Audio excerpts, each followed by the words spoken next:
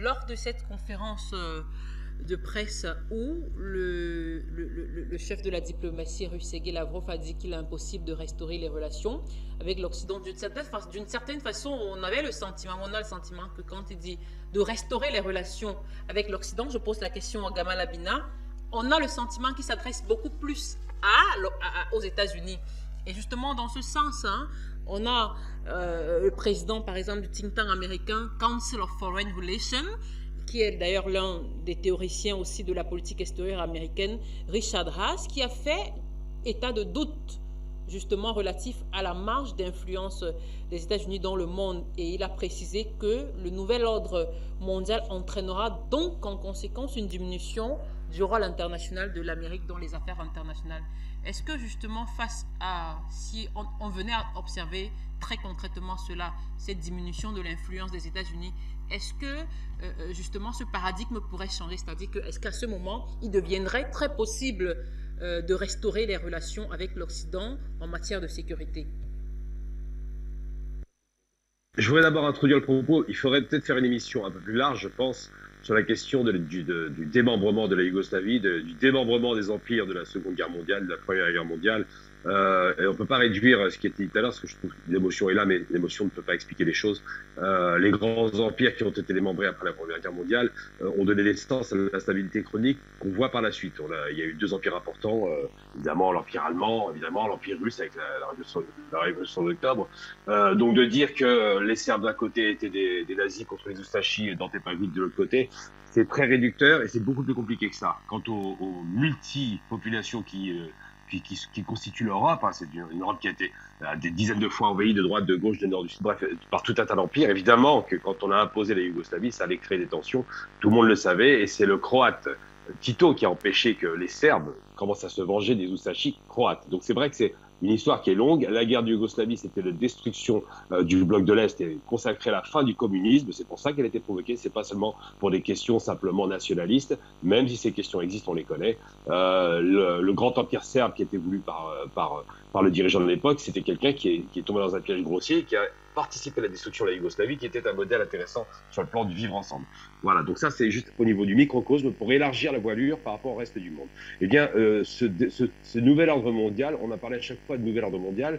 La première fois que quelqu'un en a parlé, c'était Woodrow Wilson, qui était donc le président des États-Unis après la Première Guerre mondiale, et qui lui, semble-t-il sincèrement, voulait créer un ordre mondial, un nouvel ordre mondial, dans un désordre généralisé après une Première Guerre mondiale qui a dévasté l'Europe. Et il a donc décidé de créer la SDN, la Société des Nations. Ensuite, il y a eu, après 1945, évidemment l'ONU qu'on connaît, mais c'est resté un désordre parce qu'il y avait une guerre froide qui s'était abattue sur le monde et que Churchill avait consacré comme étant un rideau de fer qui s'abattait sur l'Europe et donc le monde. Et aujourd'hui, on a le sentiment qu'il y a une nouvelle guerre froide. Alors quand Lavrov dit simplement on ne peut pas restaurer une communication, un dialogue avec les États-Unis, puisque c'est bien les États-Unis qui sont à la manœuvre.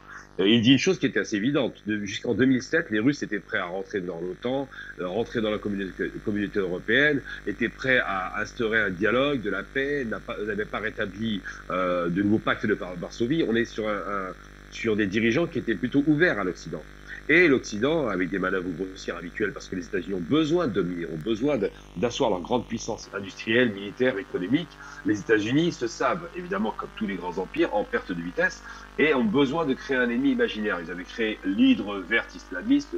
Ils voulaient absolument se créer une sorte d'international islamiste ou musulmane pour faire des guerres qui ont été multiples au Moyen-Orient. On les a vues, la destruction de l'Irak, la Somalie, la Syrie. Je ne vais pas faire la liste, elle est trop longue. Et ils se sont rendus compte que cette hydre islamiste ne tenait pas la route et n'était pas en mesure de répondre à ces attaques continues des États-Unis.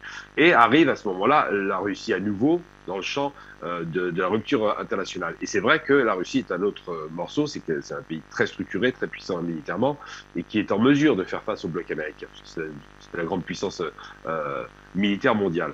Donc quand il dit ça, Lavrov, il consacre simplement le fait que le monde est à nouveau partagé en deux, qu'il n'y aura pas un canal de communication aussi courtois qu'il y a eu jusqu'à présent, et qu'effectivement, il fallait se repositionner parce qu'il parle beaucoup de monde multipolaire. Alors la multipolarité, j'en ai déjà parlé, c'est un concept français, il ne faut pas l'oublier. C'est Hubert Védrine qui l'avait dit en 2003, qui est un concept abscons, qui est faux. C'est un concept aussi faux que le tiers-mondisme voulait faire la troisième voie en parlant de Bandung, donc en parlant des non-alignés. Tous ces concepts-là sont faux. Les vraies réalités, c'est un monde qui est divisé en deux blocs antagonistes, à savoir le bloc Est et Ouest, en substance, avec des pays qui sont satellisés ou qui sont des soutiens. Et ce bloc Est et Ouest se battent pour deux raisons. Au départ idéologique, maintenant l'idéologie a un petit peu disparu, et aujourd'hui économique. C'est-à-dire que le partage des richesses du monde se fait entre l'Est et l'Ouest, et les États-Unis, qui étaient la grande puissance déclinante, elle restera une grande puissance, mais pas la grande puissance qui a toujours été depuis la Première Guerre mondiale. Les États-Unis ont très bien compris les enjeux. C'est une des raisons pour lesquelles ils font des guerres, très souvent par proxy ou des guerres directes, et surtout, ce sont des guerres pour des raisons économiques. C'est-à-dire qu'on ne se fait pas la guerre pour les bons principes aux États-Unis, on la fait pour l'argent.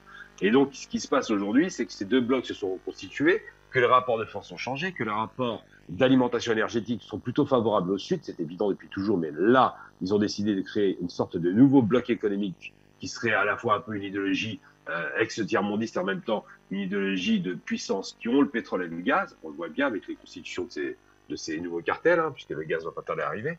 Et donc, c'est vrai que les États-Unis sont inquiets de cela. Ils sont de grands producteurs de gaz et de pétrole, mais ils voient bien que la concurrence en face est farouche et peut leur être défavorable. Donc, si cette tension a été réanimée au lieu de négocier, d'alimenter la guerre, au lieu de faire en sorte de baisser la tension, d'augmenter les tensions et les ruptures de communication, même si aujourd'hui il y a une reprise de communication, c'est simplement parce que on a besoin, les hommes ont besoin, malheureusement, on peut le déplorer, d'avoir face à eux un ennemi. C'est comme ça, c'est l'histoire de l'humanité. Donc les États-Unis se positionnent comme étant une puissance déclinante et ils le savent, il n'y a aucun problème là-dessus, il suffit d'écouter Kissinger pour s'en rendre compte.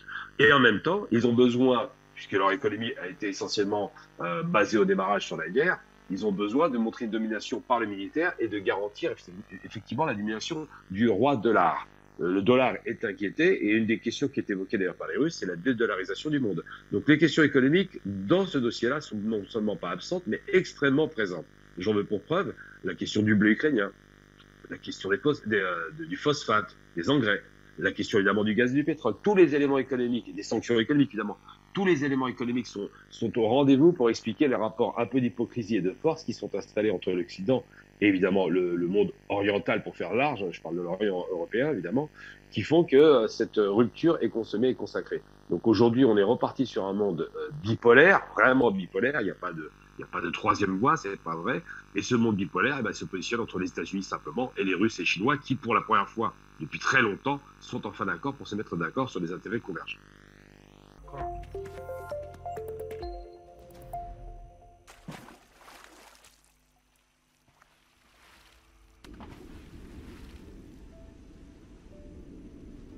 Afrique Média. Le monde, c'est nous.